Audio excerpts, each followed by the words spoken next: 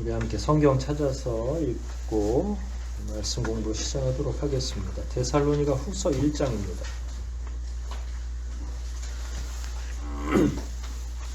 데살로니가 후서 1장 6절로 9절 말씀입니다.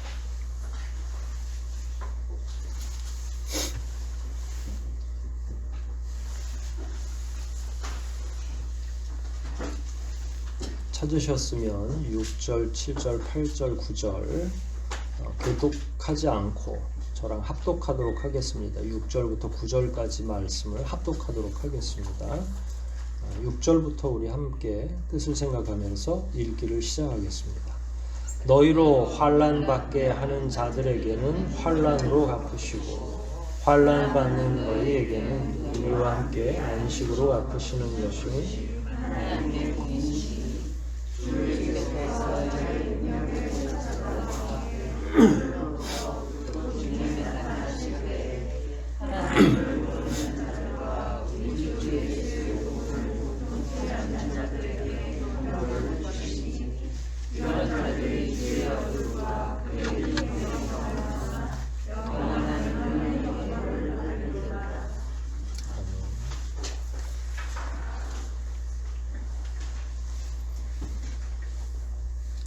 혹시 지난주 설교 내용을 기억하고 계십니까? 메모하신 분들은 어떤 내용 했는지. 데살로니가 후서가 크게 세 가지 내용으로 구성돼서 유지될 거다 이렇게 말씀을 드렸죠. 그 세 가지 중요한 내용은 뭐였죠? 첫 번째로 성도들이 환난과 고난을 당하게 될 것이다. 두 번째로 이단들이 일어나게 될 것이다. 세 번째로 이렇게 복잡한 시기에도 어떤 성도들은 게으름을 피울 것이다. 이게 요 세 가지를 환난, 이단, 성도들의 게으름 이런 것을 바울이 데살로니가 후서를 통해서 그 교우들에게 얘기하고 싶었던 거죠. 1장은 그런 의미에서 제일 첫 번째 주제인 성도들의 고난, 환난에 대해서 이야기를 하고 있습니다. 오늘 읽기는 6절부터 읽었지만 내용은 3절, 4절, 5절 이렇게 앞부분부터 시작이 됩니다. 그리스도인들이 고난을 당하고 있는 것이 이미 4절, 5절에 이렇게 등장하죠. 다시 읽어볼게요. 그리고 너희의 참는 모든 핍박과 환난 중에서 4절입니다. 너희 인내와 믿음을 인하여 하나님의 여러 교회에서 우리가 친히 자랑함이라. 이는 하나님의 공의로운 심판의 표요 너희로 하여금 하나님의 나라에 합당한 자로 여기심을 얻게 하려 함이니 그 나라를 위하여 너희가 또한 고난을 받느니라. 고난에 관해서 이미 이제 인정을 한 거고요. 그리고 오늘 6절로 넘어온 거예요. 너희로 고난받게 하는 자들에게는 고난으로 갚으시고 이제 환난, 고난 같은 이야기인데 이렇게 해서 이제 자연스럽게 연결이 되는 거죠. 오늘은 이제 6절부터 한번 공부를 연결해서 여러분들이 눈으로 앞으로 4절, 5절부터 이렇게 왔다 갔다 하시면서 보시면 좀 더 쉽게 이해가 되리라 생각을 합니다. 사실 요즘에 번역이 새롭게 된 성경들이 워낙이 많이 나왔어요. 번역본이 많이 나오는 건 예전에는 우리가 제가 30년 전에 신학을 처음 시작했을 때는 그냥 성경 하나였어요. 개역 한글판. 물론 70년대 그 공동 번역이라고 하는 카톨릭하고 같이 번역을 했던 성경들이 나와 있었는데 그 책도 쉽기는 조금 쉬웠는데 요즘에는 워낙이 그 알아듣기 쉽게 어순도 좀 바꾸고 말의 순서랑 이런 걸 바꿔서 쉽게 번역을 해놓은 책들이 있어요. 그러면 읽기도 좋은데 2주 전인가 어느 분이 우리 교회 성경을 안 바꾸나 이 성경이 더 이상 이제 나오지도 않고 새로운 번역본들이 나오니까 그런데 이게 다 지금 비용이잖아요. 권당 요새 성경이 되게 비싸요. 2만원 적어도 2만원이에요. 작은 거 3만원 4만원 자크 달리고 활자 좀 크고 그러면 막 5, 6만원씩 하더라고요. 10명 바꾸면 아무리 각자가 바꾼다 할지라도 비용이 좀 많이 드는데 뭐 아쉽긴 해요. 새로운 번역을 저는 물론 가지고 있는 번역본이 워낙에 많으니까 뭐 계속 공부를 하는 입장이고, 근데 성도들 입장에서는 조금 쉬운 성경을 한 권 정도를 옆에 두고서 이렇게 같이 읽으면 훨씬 쉬워지죠. 오늘 이 말을 왜 하냐면 6절, 7절을 요즘에 나오는 쉬운 번역 성경으로 현대인의 번역을 저는 참고를 했는데 설교를 준비하면서 거기에는 어순을 완전히 도치시켜 놨고 6절에는 우리는 그냥 그 감각적으로 누가 뭘 하시겠다 하는 주격이 써 있지 않지만 주격이 있는 것처럼 해석이 돼요. 주격은 뭐를 의미하냐면 누가 주체가 누가라고 할 때, 언제 어디서 누가 이렇게 할 때 누가 뭘 할 거냐라고 하는 걸 주격이라고 보통 이야기하는데 6절 한번 볼까요? 너희로 징계받게 하는 자들에게는 환난으로 갚으시고, 그러니까 여기서 예측할 수 있는 건 갚으시고라는 존칭에서 이제 우리가 예측을 하잖아요. 주격은 없어요. 누가 뭘 어떻게 갚는지는 없는데 7절에 나와 있어요. 환난 받는 너희에게는 우리와 함께 안식으로 갚으시는 것이 하나님의 공이시니, 그러니까 누가 갚는 거예요? 다 6절과 7절에 하나님이 갚으시는 거죠. 현대인의 번역에서는 6절과 7절을 합해서 이렇게 처음에 6절을 이렇게 번역했어요. 잘 들어보세요. 하나님은 공정하신 분이시므로, 그러니까 주격을 맨 앞에 그냥 갖다 놓은 거예요. 왜냐면 이래야 명확하게 이해하시거든요. 그러니까 대충 이해하는 것보다는. 그러니까 하나님은 공정하신 분이므로 여러분을 박해하는 모든 사람에게 고통으로 갚아주시고, 이게 6절이에요. 사실은 6절에는 원래는 주격이 개혁 성경, 개혁 한글판에는 나오진 않는데 아예 새롭게 번역할 때는 그냥 성도들이 읽기 쉽게 그냥 번역을 해놓은 거죠. 뭐 한 달에 5,000원씩 모아서 6개월 할부로 하나씩 사시던지, 그 새로운 성경, 새 번역 성경을 하나씩 이렇게 옆에다 두고 읽으시는 거는 저는 적극적으로 찬성하고, 저는 지금까지 나와 있는 모든 성경을 저는 다 사긴 했는데, 저야 뭐 이걸 업으로 하고 있는 목회자니까 그렇지만 여러분들 같은 경우는 한두 권 정도는 가정에 비치하면서 그래야 목회자가 뭘 얘기를 하는지, 왜냐하면 오늘날 설교, 요 성경으로만 설교하기에는 본문이 원활하게 명확하게 잊혀지지 않고, 또 계속 집에 가서 이 성경을 읽으면요, 목사님이 아까 설교할 때는 이해가 됐는데 말씀 보면 또 어려운 용어로 기록이 되어 있으니까 그렇게 한 건가 저렇게 한 건가 이렇게 말이 너무 어려우니까 꼭 올해 한 해 하나씩 장만하시고, 뭐 교회 비용이 많이 남아 있으면 나중에 전체적으로 바꿔서 한 권씩 여러분들이 나눠드리는 것도 괜찮겠죠. 6절과 7절을 한번 잘 다시 읽어보세요.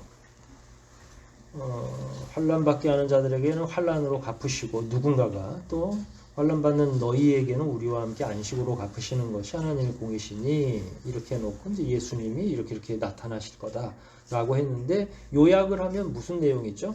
6절과 7절의 내용을 함축적으로 딱 요약하면 그렇게 뭐 복잡한 내용은 아니에요. 예수님이 오실 거고, 환난 받은 자들에게는 또 안식으로 이끌어 주실 거고, 환난을 가했던 나쁜 자들에게는 거기에 따른 환난으로 또 갚아 주시고, 그러니까 뭐 복잡한 내용은 아니죠. 환난과 고난이 아무튼 1장 전체의 주제이기 때문에 그 부분에 관해서 우리가 조금 더 이야기를 나눌 필요도 있겠죠. 사실은 여러분들도 지금 한국에서 믿음 생활을 하면서 믿기 때문에 환난을 당하는 경우는 그렇게 많지 않죠. 물론 그리스도인들이 잘 못해서 이제 욕을 먹는, 단체로 욕을 먹는 경우는 환난이라고 할 수도 없어요. 왜냐면 그건 우리가 자초한 거니까. 이 시대에는 그리스도인들이 얼마나 많이 욕을 잡숫고 있습니까? 저는 어디 가서 목회자라고 하는 게 막 부끄러울 때가 많아요. 워낙이 부끄러운 일을 교회가 많이 하니까 그 대표성을 우리가 다 가지고 있는 거잖아요. 여러분도 직장에서 생활하다가 예수 믿는다고 그러면 예수 믿는 것들은 말이야 이러면서 괜히 나는 잘못 안 했지만 대표로 우리가 욕을 먹을 정도로 참 어려운 시절입니다. 믿음 때문에는 환난을 당하지 않지만 그럼에도 불구하고 우리는 믿는 사람이니까 삶의 전 영역이 뭐 믿음과 완전히 이렇게 격리되어 있는 건 아니죠. 삶의 안에서 일어나는 여러 가지 어려움은 내가 주일 성수하기 때문에 벌어지는 어려움은 아니라 할지라도 그리스도인으로서 당하는 어려움들은 이런 주제와 관련해서 한번 묵상해 볼 필요가 있는 거죠. 여러분, 환난이 오거나 고난이 닥쳐올 때, 여러분에게 어려운 일이 있을 때 그리스도인은 어떻게 응대해야 되죠? 맞서 싸우고 같이 머리띠 두르고 이렇게 할 수도 있죠. 비폭력이면 저도 찬성하는 편이에요. 폭력을 우리가 행사하지 않으면 뭐 시위를 할 수도 있고 말 없이 조용히 뭔가 우리들이 생각하고 있는 걸 표현할 수도 있겠죠. 근데 4절과 5절 지난주에 나온 본문에 보면 그리스도인들이 응대해야 되는 방법을 딱 한 가지 단어로 요약을 해놨죠. 찾아보십시오. 뭐라고 했죠? 네. 4절에 나오죠. 환난 중에서 너희 인내와, 그러니까 어떻게 반응하라는 거예요? 고난이 오면 일단은 참으라는 거죠.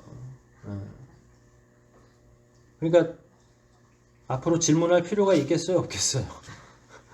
어려움이 왔어. 그러면은 목사님한테 따르릉 전화할 필요가 없어요. 1차적으로는 어떻게 하면 돼요?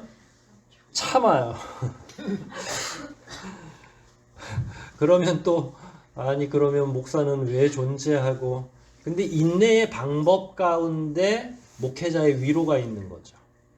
그러니까 나 혼자서 끙끙 앓는 것과 나보다 더 그야말로 어린아이가 감기 걸리면 그 감기 바이러스를 퇴치할 때까지 견뎌야죠. 약을 먹고. 그런데 누구한테 이야기를 해줘야 돼요? 자기 부모에게. 인내하는 거는 아이가 인내하죠. 엄마가 인내하진 않죠. 열이 나는 건 자녀니까. 우리에게 어떤 어려움이 있거나 할 때 인내는 당사자 몫이에요. 냉정하게 보면. 하지만 그 인내에 대해서 고지할 필요가 있죠. 그건 목회자에게 고지를 하는 거죠. 같이 기도하고. 그 사안에 따라서 매우 비밀스러운 일일 경우에는 목사 혼자서 묵묵히 기도하지만 공동체가 알아야 될 문제 같은 경우는 합심해서 기도할 수 있죠. 인내하는 건 우리에게 주어진 의무이지만 그걸 타개하기 위한 성도들의 합심한 기도는 또한 우리가 할 수 있는 하나님을 향한 권리이기도 하죠. 하나님 고쳐주십시오. 하나님께 기도할 수 있는 건 권한이거든요. 그러니까 그렇게 인내 안에 그런 방법들이 여러 가지 방법들이 포함되어 있지만 그 모든 걸 통칭해서 인내하는 거다. 근데 그걸 4절과 5절 보면 바울은 칭찬을 하고 있어요. 특히 5절에서는 그 인내가 결과적으로는 어떤 인내라고 표현하고 있어요. 성도가 당하는 인내는 하나님 나라를 위한 인내라 하는 거죠. 그러니까 우리가 무조건 참고 견디고 이 악물고 이렇게 참는 뭐 그런 거를 넘어서서 함께 공유하더라도 함께 나누더라도 교회가 그 어떤 문제에 대해서 적극적으로 대응하고 함께 기도하고 하는 이 과정은 궁극적으로는 하나님의 나라를 위한 것이니까 바울은 4절과 5절에서 칭찬에 마땅하다라고 하는 거예요. 그러면 이런 상황은 이제 우리끼리는 그런데 하나님은 그럼 어떻게 판단하실까 하는 게 또 궁금하죠. 여러분 고난을 계속 그러니까 한번 잠깐 힘들다가 말면 그냥 따지다가 마는데 인내가 계속되면 어떻게 돼요? 신자들 입장에서는 하나님은 도대체 계신 건지 안 계신 건지, 하나님은 나를 바라보고 계시나, 하나님은 주무시나. 우리가 시편이나 잠언이나 이런 데 보면 하나님을 마치 주무시는 것처럼 표현하잖아요. 그러니까 그게 오늘날 우리 성도들의 마음이나 예전 성도들의 마음이 비슷한 거죠. 하나님은 도대체 뭘 하고 계실까? 여러분 그렇게 생각해 본 적이 한 번도 없으세요? 내가 당하는 고난은 너무 합당하다. 하나님 나라를 위해서 내가 얼마든지 고난을 당하겠다. 아멘. 이렇게 하기보다는 처음엔 다 어떻게 반응해요? 이제 기도하고 하나님께 울부짖기도 하고 도대체가 왜 나만 자꾸 이렇게 어려움에 처하는지 하나님께 울부짖는 거죠. 근데 중요한 건 우리는 그런데 하나님은 어떤 태도로 어떤 판단으로 우리를 바라보고 계실까 하는 거예요. 그게 아까 6절과 7절을 혼합해가지고 문장을 도치시켜서 맨 앞에 하나님의 공의를 나타내신 까닭이죠. 6절에서 하나님은 어떻게 판단하신다고 그랬어요? 다시 읽어드릴게요. 하나님은 공정하신 분이시므로 4절, 5절에서 그동안 얘기했던 여러분을 박해하는 모든 사람에게는 고통으로 갚아주시고, 그러니까 하나님의 평가와 판단은 지켜보고 계시고 끝내 그 문제를 해결할 방안을 가지고 계신다라는 거예요. 그러니까 여러분들이 지금 당하는 어려움, 때로는 그게 개인적인 미숙으로 일어난 나 때문에 생긴 일들도 포함된다고 저는 생각을 해요. 우리가 뭐 어마어마한 과도한 욕망에 사로잡혀서 갑자기 뭘 하려고 하는 게 아니라, 저도 가끔 그러죠. 목사가 하는 일은 다 공적이야. 먹는 것도 공적인 일이고. 근데 농담이면서도 동시에 그리스도인으로 살아가는 게 사적인 게 어디 있겠어요. 먹던 마시던 다 주를 위해서 하라고 하셨고, 우리들의 직장 생활이나 우리가 추구하는 그 모든 것들은 끝내 누구에게 영광을 돌리기 위함이에요. 하나님 자신하십니까? 네, 자신하셔야 돼요.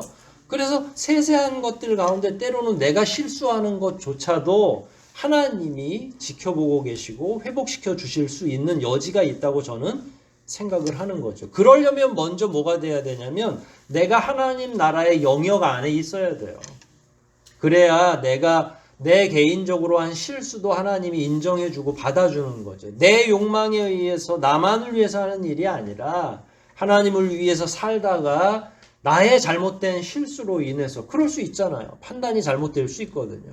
그럴 때에도 하나님께서는 지켜보고 계시고 반드시 그 문제를 하나님의 방식으로 해결해 주실 수 있는 여지가 있다고 저는 분명히 생각을 합니다. 방금 전에 하나님은 어떻게 우리가 당하는 고난을 바라보고 계시고 판단하실까? 그걸 6절에서 연결했죠. 근데 하나님의 판단은 간단해요. 6절, 7절 이렇게 보니까 두 가지로 나타난다고 그랬잖아요. 그동안 고난을 당한 자들은 회복시켜 주셔서 안식으로 들어가게 할 거고, 고통을 가했던 자들은 어떻게 해요? 그냥 고통을 환난으로 갚아주신다라는 거. 물론 이 내용은 이제 7절, 8절, 9절 이 뒤로 넘어갈수록 그 내용이 확실하게 드러나겠지만 말입니다. 이것을 바울은 새로운 성경 번역으로 읽어드린 것처럼 이렇게 하시는 걸 하나님의 공의의 성품이라고 딱 못 박아서 말씀하신 거죠. 저하고 여러분이 의지하고 있는 분이 공의의 하나님이라는 거예요. 기준을 매번 바꾸는 게 아니라, 사람마다 달리 기준을 설정하는 게 아니라, 한국에는 그렇게 생각하는 그리스도인들이 많아요. 그래서 하나님이 누구를 제일 사랑하냐면 목사를 제일 사랑한다고 생각하고 계시거든요. 그렇지 않아요. 하나님 누굴 제일 사랑하세요? 누굴? 모두를 다 사랑하세요. 물론 때로는 야단치실 때도 있고, 때로는 내 스스로가 하나님을 소홀하게 해드릴 때도 있고, 그래서 마음이 아프긴 하지만, 하나님이 60억 아니라 70억 인구, 100억 인구가 된다 할지라도 하나님은 우리 각자를 다 상대해 주실 수 있는 전능하신 하나님이시고, 알겠어요? 모르겠어요? 여러분의 삶을 하나하나를 사람이 많아서 모른다고 생각하시면 그거야말로 어리석은 일이죠. 하나님은 여러분들의 삶을 그대로 인정해 주시고 받아주시고, 여러분들이 가지고 있는 고민하는 문제, 직면에 있는 어려움의 문제 다 지켜보고 계세요. 근데 왜 빨리 해결이 안 될까요? 늘 말하지만 내가 생각하는 빨리 해결했으면 좋겠는 때와 하나님의 때가 아직 안 맞을 때가 있죠. 저는 이 때의 간격을 맞추는 과정 중에 그리스도인은 성장하도록 되어 있다고 생각해요. 이 때를 우리 마음대로 하면 성장하지 않아요. 우리는 그러면 가끔 연속극에서 그런 걸 배우죠. 아주 부잣집에 아버지가 굉장히 능력이 많은 집에 애가 사고를 맨날 치는데, 차라리 때로는 감옥에 갔다가 오는 게 제가 와서 배울 일이 더 많을 텐데 어떻게 해요? 돈 많은 아버지들은 의리의리한 변호사들 다 동원해서 바로 빼내오죠. 그러면 이 사람이 성장할 것 같아요? 안 할 것 같아요? 성장 안 합니다. 근데 저도 그렇고 성도들의 인내의 시간은 성장의 시간이에요. 그래서 하나님이 여러분들에게, 그리고 심지어 여러분의 잘못도 아닌데도 불구하고 애매히 당하는 고난 가운데서도 하나님이 기다리라고 하시고 빨리빨리 개입 안 하시는 경우에는 결국은 그 숨은 뜻은 뭐냐면 저와 여러분이 성장하기를 원하고 계시는 거예요. 그 사건을 통해서 아무것도 못 배우고 해결만 하는 게 아니라, 해결은 더디더라도 하나님이 무엇을 원하고 계신지, 하나님이 어떻게 천천히 일하고 계신지를 우리가 배우고 익히고, 그러면서 그게 믿음이 깊어지는 거죠. 삶을 일컬어서 고통의 바다다, 불교에서는 고해라고 보통 이야기하죠. 고난이 얼마나 많이 오는지. 우리처럼 또 가난한 교회는 고난의 연속이죠. 고난이 하나 끝날 것 같으면 또 다음 고난이 오죠. 사건 사고가 그쳐요, 안 그쳐요? 살아보니까 고난 뒤에 고난이 오고요. 고난이 끝날 것 같은데 끝이 보이지 않을 때 얼마나 마음속에 낙심이 심하겠어요. 한숨이 나오죠, 참. 고난이 심하고 고난 뒤에 또 다른 고난이 기다리고 있을 때 정말로 눈앞이 캄캄해지는 경험들을 어른들은, 가족을 경영하고 있는 사람들은 아주 자주 경험하게 됩니다. 내가 고난을 당하는 경우도 있지만 또 내가 사랑하는 가까운 사람들이 고난을 당하는 걸 또 목격해야 될 수도 있죠. 그건 거의 또 내 고난하고 비슷해요. 가족 구성원 가운데 당하는 경우도 그렇고, 내가 애정을 가지고 지켜보는 사람들이 고난을 당할 때도 내 마음이 아파지고, 작은 고난도 있지만 또 사이즈가 큰 고난도 있고, 고난만 파헤쳐도, 그러니까 고난은 우리 인생과 뗄래야 뗄 수가 없는 거죠. 그런데 아까 4절에서 읽어본 것처럼 고난은 어떻게 하라고 그랬어요? 팽개쳐 버릴 수가 없으니까 인내하라 라는 거예요. 요게 이제 사실은 5절, 6절까지 포함되어 있는 앞부분에서 연결되는 내용이 해결되는 거죠. 그런데 오늘 본문은 사실은 6절부터 시작하지만 본문의 내용이 7절, 8절, 9절 이렇게 갈수록 고난받는 자들에게 초점이 맞춰져 있지 않아요. 그럼 누구에게 초점이 맞춰져 있어요? 7절 후반부터 시작해서 8절과 9절 이렇게 보시면, 눈으로 한번 쭉 읽어보세요. 여러분들은 지혜로우시니까 1분만 읽어보시면 누구에게 초점이 맞춰져 있는지 다 아실 거예요. 누구에게 초점이 맞춰져 있죠? 고난받는 신자에게 초점이 맞춰져 있나요? 그렇지 않아요. 고난받는 신자에게 초점은 딱 하나예요. 7절 앞부분입니다. 환난받는 너희에게는 우리와 함께 뭘로 갚아주세요? 안식으로 갚으시는 것이 하나님의 공이시다. 그래놓고 뒤부터는 다 누구에 관한 내용이에요? 8절도 9절도 고난을 주는 자들에 대한 이야기예요. 고난당한 신자들은 안식을 줄 거다. 그러니까 참 이게 안식, 그러면 하나님 나라에 가서 누리게 되는 영원한 안식이 생각이 되니까 되게 피상적이고 피부에 와닿지 않을 때가 있죠. 그리고 악한 자들에게도 이런 말은 비슷해요. 악한 자들은 저희들 생각에는 지금 당장 망했으면 좋겠고, 지금 당장 감옥에 갔으면 좋겠고, 지금 당장 하나님 막 처리해 주셨으면 좋겠는데, 지금 말씀의 흐름은 지금 당장이 아니라 언제 일어나는 거죠? 예수님의 재림과 함께 일어나는 거예요.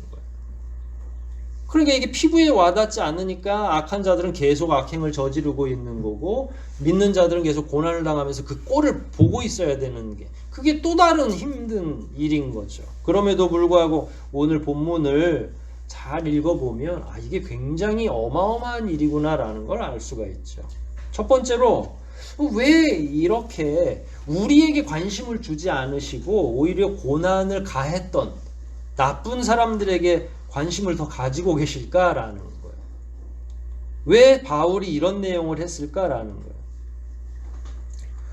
제가 봐서는 바울은 항상 독자들의 욕구에 대해서 반응하는 글을 쓰는 경우가 많아요. 그러면 고난을 당하는 본인들에게 대해서는 안식이라는 용어 하나로 정리가 됐지만 왜 고난을 가하는 자들에 대해서는 구구절절 강력한 용어들을 쓰면서 이야기했을까요? 질문이 뭐였을까요? 우리가 늘 하는 질문이었던 거예요, 사실은. 하나님, 우리는 믿는다고 매주마다 오고 또 예배 잘 드릴 때에는 수요 예배, 금요 예배, 새벽 기도 이렇게 다 열심히 살고 있고 11조부터 해서 헌금도 따박따박 잘 하는데 왜 우리는 고난을 당하고 또 우리를 힘들게 하는 자들은 아무것도 안 하고 자기 마음대로 사는데 저렇게 융성하게 잘 됩니까? 라는 질문을 한 번이라도 해야 안 해요? 우리 하죠, 당연히. 그러니까 그런 질문들이 초신자들, 이게 데살로니가 교회는 아무튼 초신자들이 많으니까 그런 질문을 누구에게 한 거예요? 바울에게 한 거죠.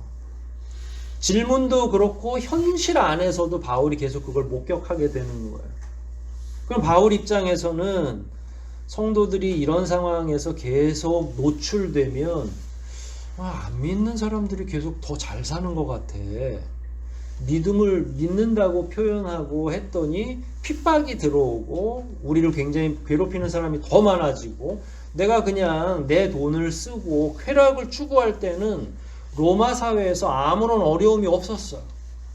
그런데 믿음을 고백하고 나서부터는 아니 내 돈 내고 내가 살고 있는데도 불구하고 핍박이 가해지고 손가락질을 하기도 하고 이제는 조금 있으면 이제 정부에서 아예 믿는 자들을 핍박하고 환란이 지금 생각하는 그런 환란이 어마어마한 환란들이 더 닥치게 되는 거거든요.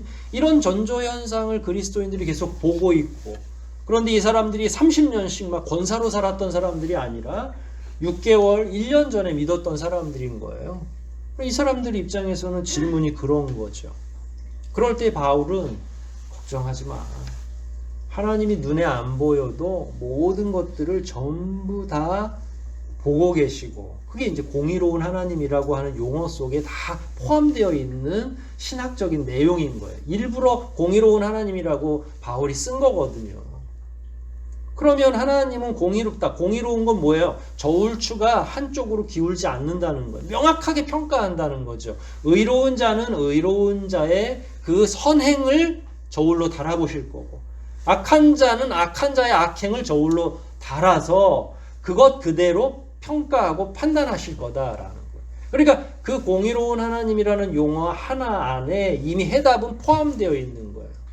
사람들은 하나님이 안 보이시고 본인들이 계속 지속적으로 어려움을 당하고 있으니까 도대체 하나님은 나쁜 사람들을 보고 계시는 걸까?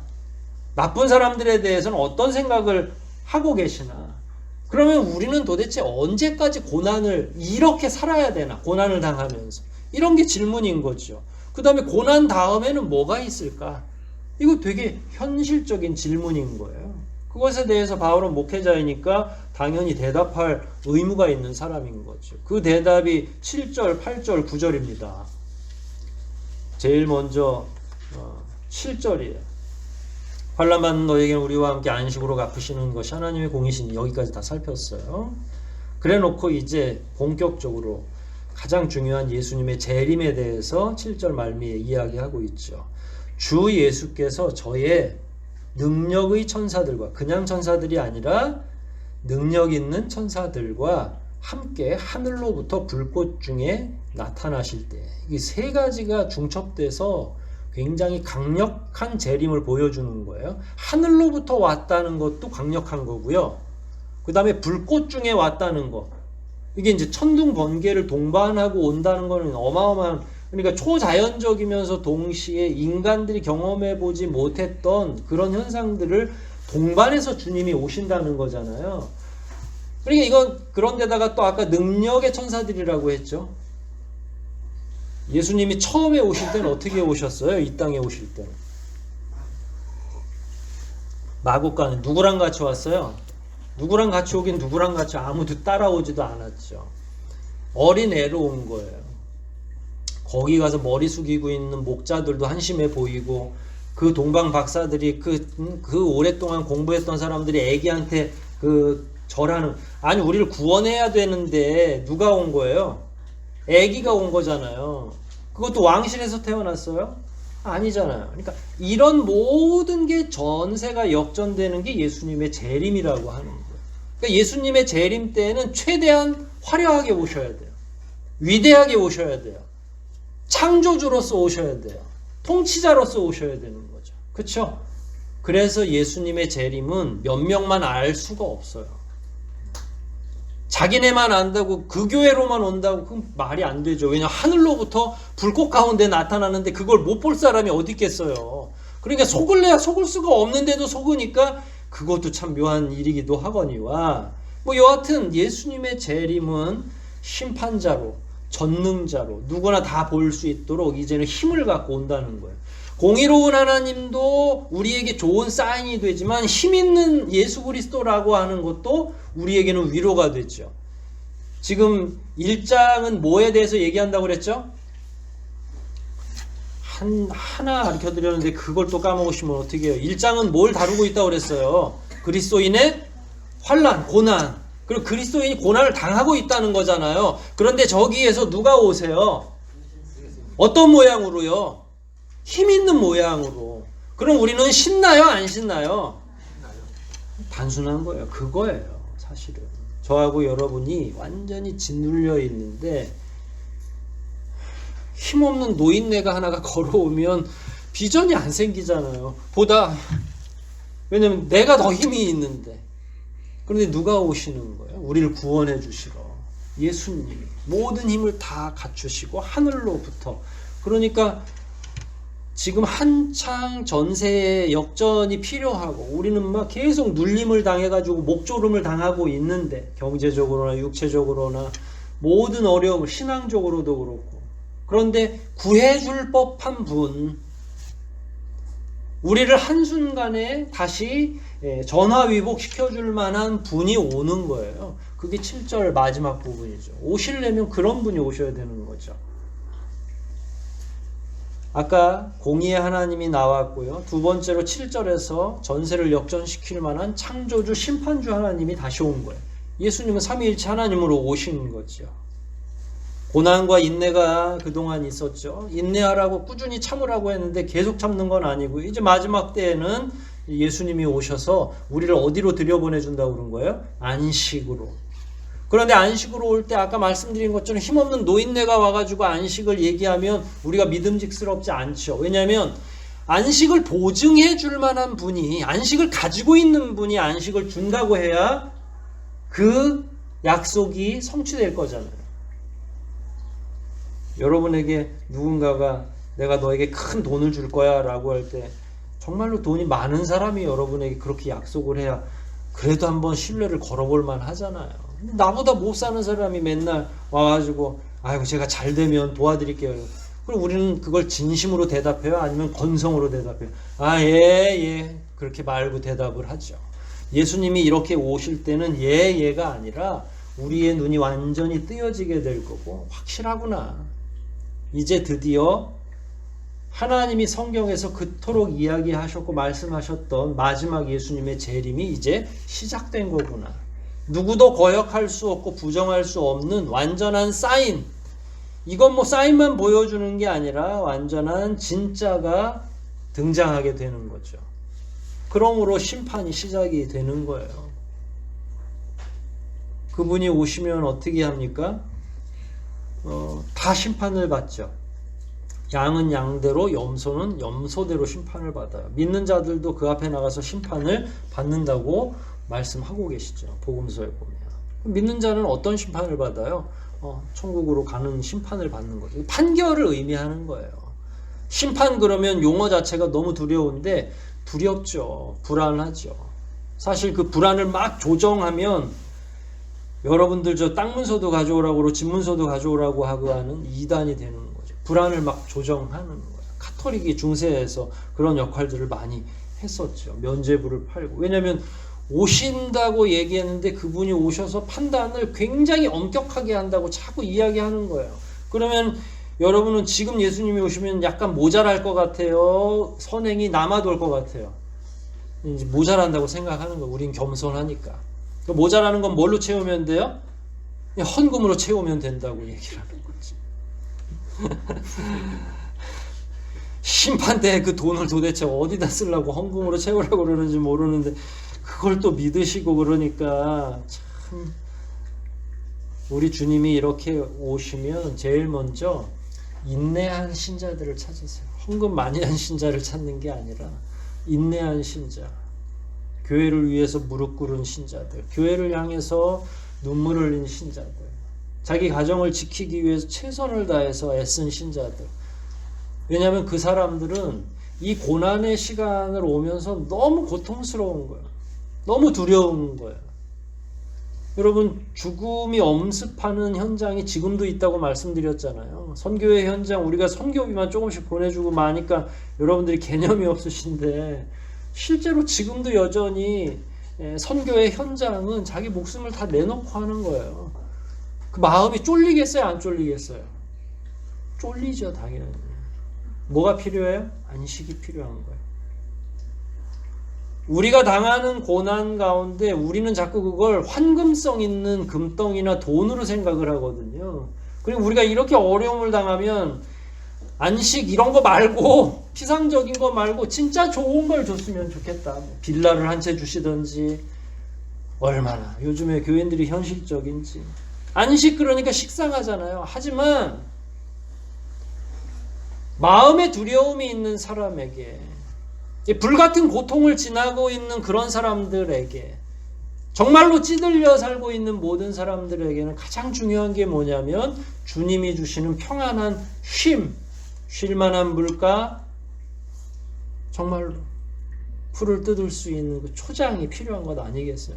그래서 주님이 제일 먼저 오면 믿는 자들을 안식으로 인도해 주시는 거죠. 근데 그때가 진짜 마지막인데 그때도 여전히 현실적으로 생각한다 그러면 그거 굉장히 문제가 있는 거죠. 두 번째로 믿는 자들을 안식으로 옮기신 다음에 불신자들, 신자들을 처결한 자들을 처단하려고 했던 자들을 하나님이 이제 판단하시는 거죠. 8절 보면 그렇게 표현했어요. 첫 번째로 하나님을 모르는 자들, 그게 1번이고요. 두 번째로 우리 주 예수의 복음을 복종치 않는 자들에게 형벌을 주신다. 두 종류의 인생들이 있다는 거잖아요.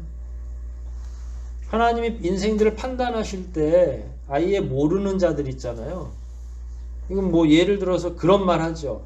아니, 하나님이 예전에 이스라엘에게만 복음을 주고 대한민국에는 복음을 안 주셔서 한국 땅, 조선 땅에 저 고조선이 됐든 뭐 고려 시대가 됐든 그때는 다 못 믿고 못 죽은 거 아니겠어요? 하나님이 다 그 의를 판단하시겠죠. 그러나 실제로 복음이 증거되고 있잖아요. 이때 이 로마 제국 안에서는, 여러분, 하나님이 로마 제국 안에서 바울을 선택한 이유는 그거예요. 제국 안에서 끊임없이 계속 복음이 어떤 방식을 통해서도 빨리 확산되기를 원하셨던 거예요. 그럼에도 불구하고 못 듣는다는 건 귀를 막은 거예요. 왜냐하면 이 당시만 해도 엄청난 기적들이 일어나고 있었거든요. 사도들을 통해서 죽은 자가 살아났잖아요. 그러면 그렇게 했음에도 불구하고 믿지 않고 듣지 않는다? 이거는 굉장히 적극적인 불신앙인 거죠. 작은 불신앙이 아니라.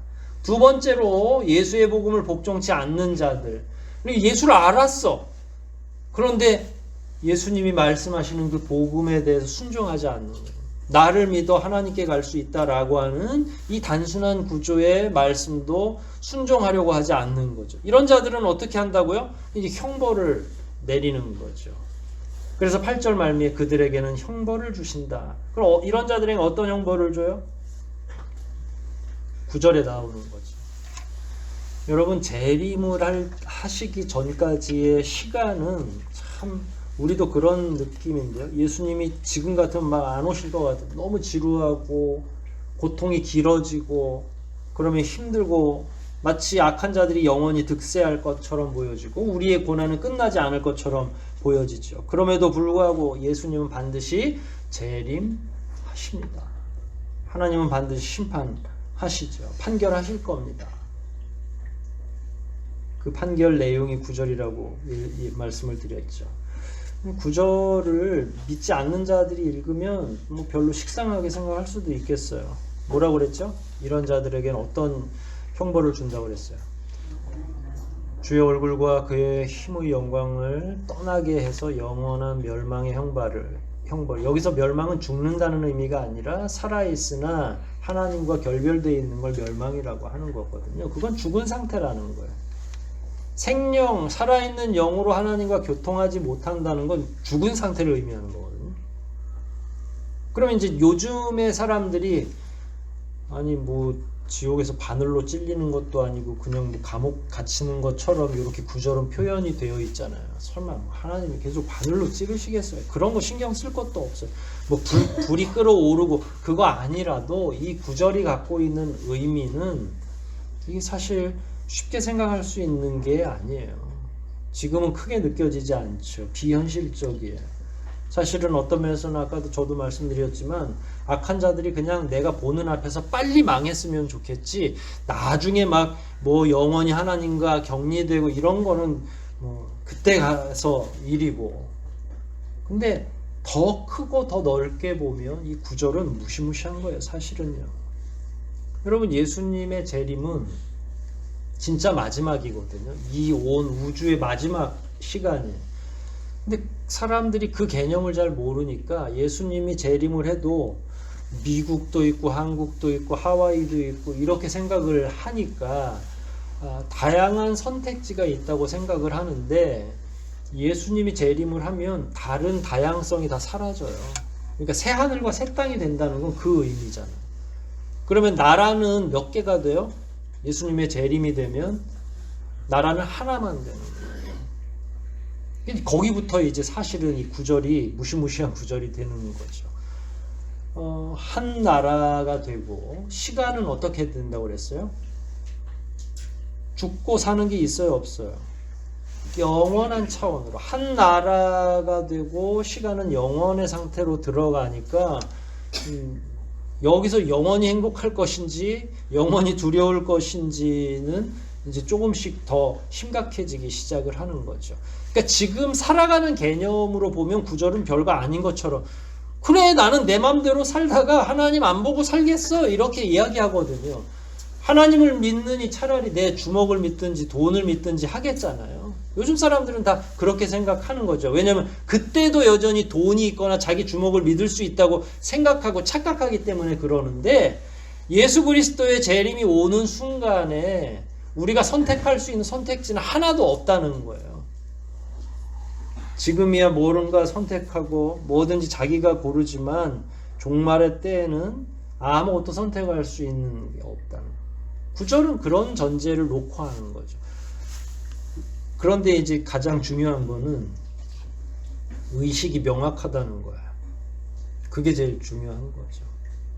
그러니까 사람들이 이제 영혼이 멸하게 되면 이제 죽음의 상태가 되면 아무것도 모르면 편한 거죠. 그래서 그냥 화장해서 날려가서 육신하고 영이 다 사라져 버리면 이 땅에서 막 죄를 져도 그걸로 끝나면 얼마나 편하고 좋겠어요. 그런데 영원한 시간이 된다는, 그 다음에 휴거도 이야기했잖아요. 데살로니가 전서에서 이렇게 불림을 받아서 들려 올라가게 되기도 하고, 그 다음에 죽었던 영들이 다시 육신으로 환생하는데, 그거는 지금의 이 덩어리로서의 물리적 육신은 아닐 거겠죠. 그래서 제가 늘 예를 드는 게 마치 요즘 영화에 나오는 홀로그램, 공간을 차지하진 않지만 형상을 명확하게 인식할 수 있는, 그런데 기억은 안 나요. 진영이 이 사람은 어디서 봤지? 이 땅에서의 기억은 나지 않는, 하지만 의식은 영원히 있는. 그런데 그 나라의 전적인 통치자이신 예수 그리스도와 만나는 게 행복인데, 그것과 격리되어 있고, 그것도 그 격리되어 있는 시간이, 갇혀 있는 시간이 죽음과 같은 그 멸망의 시간이 계속된다라고 하는 건, 이건 차원이 다른 거죠. 적절한 이해 같지는 않은데, 그래도 이게 이제 여러분 갇혀 있는 게 어떤 건지 아시나요? 아실 수도 있죠. 자기 방 한 칸에, 그러니까 작은 집에 사는 건 괜찮아요. 그건 자기가 원하면 늘 나가면 되는 거예요. 옥탑방이 됐든 지하실이 됐든 상관없어요. 하지만 갇혀 있는 건 어떨 것 같아요? 여러분, 감옥에서 자살 사건이 일어나는 이유를 아세요? 그 두려움이 있는 겁니다. 근데 어떤 사람들이 자살하냐면 나갈 기미가 안 보이는 사람들이 주로 자살하거든요. 내일 모레 나갈 사람이 자살하겠어요. 이 사람들이 범죄자를 다룬 이 책이나 영화나 드라마를 보면 범죄를 저지를 때는요, 감옥 가지 뭐, 사람 죽이고 내가 죽지 뭐, 이런 자세로 죽이더라고요. 그게 지금 하나님을 안 믿는 자들의 심리 상태와 똑같아요. 사람을 죽이지 않지만 나는 괜찮아 라고 만용을 부리고 있는 거거든요. 근데 막상 갇혔어요. 자기의 죄가. 그래서 그 사람이 무기징역을 선고받아요. 자기의 자유가 완벽하게 차단되고 몇 평 안 되는 그 작은 방에 자기가 갇혀 있는다는 그 자체가 견딜 수 없는 거예요. 의식이 살아있기 때문에 그러는 거죠. 하나님으로부터 격리된다고 하는 건 그것에 몇 배나 더한 고독, 고립감, 거기서 헤어나올 수 없는. 여러분, 이게 쉬운 게 아닙니다, 구절이. 여러분, 우리 입장에서도 이 구절을 잘 이해해야 돼요. 하나님이 그렇게 공의로우신데 일껏 그동안에 우리를 그렇게 힘들게 하고 심지어 죽이기도 하고 성도들, 하나님께서 그렇게 아끼는 하나님의 자녀들을 그렇게 위기에 몰아넣고 그렇게 많은 사람들을 죽인 자에게 고작 가두는 것 정도로 형벌이 끝나잖아. 본문을 보면, 냉정하게 보면. 아니, 그럼 우리가 당한 고난, 이 고통으로 요 정도로 보상을 해주는, 보상은 안식 요거 하나고 그 형벌이라는 게 무기징역 정도야? 이렇게 우리는 사형을 시켰으면 좋겠는데 말이야. 여러분, 사형이 편하겠어요? 무기징역이 편하겠어요? 그래서 날 죽이라고 하는 거예요. 범죄자들이. 그렇게 계속 갇혀있는 거를 못하게 했으니까. 아유, 꼭 내가 갔다 온 사람처럼 이렇게 막 현실적으로 얘기를 해드리네. 저는 이 본문을 계속 보면서 이게 싱겁게 느껴져서는 안 된다라고 생각합니다. 하나님의 이 심판과 판단은 싱겁지 않다 결코. 마지막 때에는 최악인 거죠. 나라가 유일해졌는데 그 한 나라에서 신자를 괴롭힌 자들이 영원히 형벌받는 거, 그런데 그게 가벼워 보이는가? 그렇지 않다는 거죠. 하나님이 내릴 수 있는 가장 큰 형벌이라는 거예요. 이게. 아시겠어요? 그럼 하나님이 내릴 수 있는 가장 큰 형벌이라는 건 반대로 이 형벌을 왜 내리신 거예요? 이렇게 큰 형벌을? 그냥 답을 알려드릴게요. 누구를 사랑하니까? 우리들을 사랑하니까. 그러니까 작은 죄를 졌으면 작은 형벌. 그렇잖아요. 하나님 공의로우시니까. 그런데 이렇게 영원히 하나님과 나는 네 얼굴을 영원토록 보지 않겠다라고 판단하신 거는 그만큼 그 자들이 하나님이 사랑하는 자들을 힘들게 했다는 거예요. 하나님은 어떤 죄를 가장 미워하시냐면 내 자녀를, 하나님이 사랑하는 신자들을 괴롭히는 걸 못 견딘다는 거죠. 그래서 여기에서 말하는 하나님의 형벌은 최고지. 오늘날의 판단으로, 우리들의 판단으로 별거 아닌 것이 아니라 정말로 영원한 세계에서는 최악의 형벌이 되는 거죠. 반대로 그만큼 하나님 아버지께서 자신의 그 자녀들인 신자들을 지켜보고 계시고 우리가 당하고 있는 고난을 한 번도 흘려보내지 않으신, 지금도 저와 여러분을 지켜보고 계시고 우리만 지켜보고 계시는 게 아니라 우리에게 고통을 가하고 있는 그 악한 자들을 지켜보고 계시고 그래서 끝내 그리고 영원히 징계하시는 거예요. 그만큼 하나님께서는 여러분들을 사랑하고 계시고 아끼고 계시는 거예요. 여러분, 이 본문을 더 깊이 묵상하십시오. 예수를 믿으면서 사는 것 쉽지 않죠. 안 믿어도 쉽지 않은 시대입니다. 그럼에도 불구하고 믿음을 가지고 사는 건 고난이나 어려움의 연속이 있죠. 그리고 이 시대에도 여전히 본문에 많은 질문들이 보이지 않게 있었던 것처럼 악한 자들이 더 득세하는 것처럼 보여요. 악인들이 더 오래 사는 것처럼 보이고 그 자들이 믿는 자들을 괴롭히죠. 우리도 이런 질문들을 할 겁니다. 하나님은 이 상황을 어떻게 보고 계십니까? 하나님은 우리를 지금 지켜보고는 계세요? 자녀인 제가 이렇게 한숨을 내쉬고 두려워 떨고 있는 걸 아버지 하나님은 알고 계십니까? 라고 질문할 수 있죠. 그거에 대한 대답이 오늘 본문이에요. 그분은 우리를 지켜보고 계시고 한시도 눈을 떼지 않고 하나님의 때가 오면 반드시 하나도 빠짐없이 그 모든 것들을 바로잡으시고 갚아주신다는, 악한 자는 징계하고 말씀대로 살았던 저와 여러분 안식으로 들여보내 주시는 거죠. 여러분, 이 약속을 누가 했냐면 약속을 지킬 만한 신실하신 하나님이 하셨다는 거예요. 이게 어떤 개인의 약속이 아니라 온 우주를 창조하고 심판하시고 다스리시는 그분이 하신 약속인 것을 기억하시고 오늘 여러분들이 경험하고 있는 여러 가지 어려움들을 인내로 끝까지 잘 참아 견디고 믿음으로 반드시 승리하시기를 주의 이름으로 축원드립니다. 우리 말씀들 생각하면서 한번 기도하시겠습니다. 공의로운 하나님의 판단이 우리들에게 어떤 위로가 되는지, 현실을 살아가면서 당하는 어려움들 때문에 우리가 자주 넘어지고 울부짖고 있는데 하나님 과연 이런 우리의 어려움을 알고는 계시는 것인지 여러분 스스로 질문해 보십시오. 괜찮습니다. 그때 하나님은 어떻게 응답하실 것인지. 먼저는 이 땅 살아가는 동안 인내하라고 하셨고 주님이 오실 때는 반드시 안식으로 인도하실 것이고 우리를 괴롭혔던 악한 자들은 전부 영원한 멸망 가운데로 인도하신다고 하셨으니까 그 약속 신뢰하면서 지금 어려운 이 세상 잘 견뎌나가며 살게 해달라고 이 시간 통성으로 함께 기도하시겠습니다.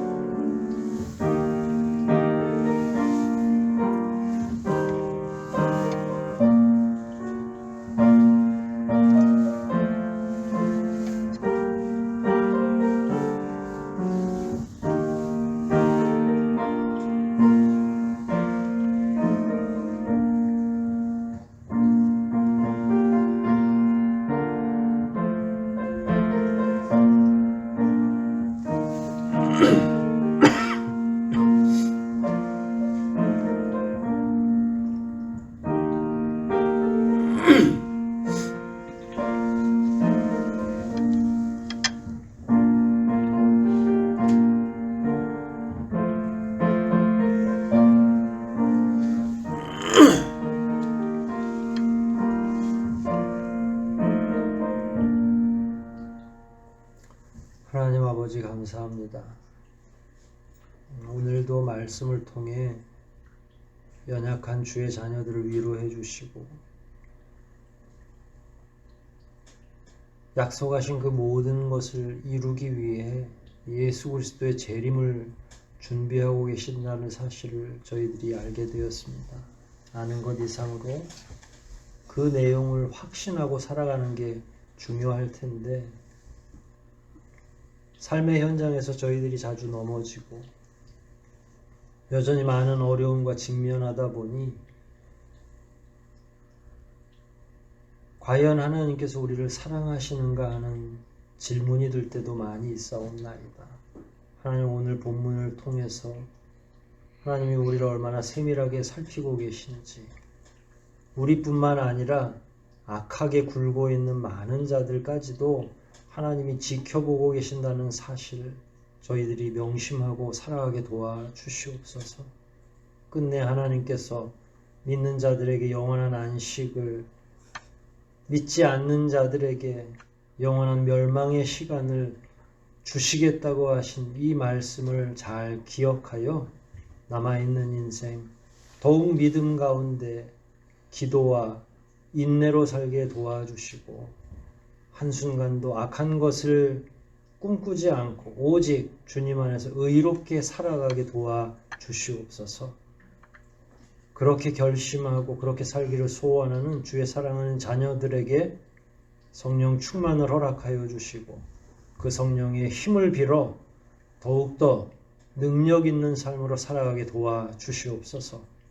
돌아가는 발걸음뿐만 아니라 한 주간의 삶도 아버지께서 승리케 하시기를 간절히 소원하오며 우리를 구원하신 예수 그리스도 이름 받들어 기도하옵나이다. 아멘.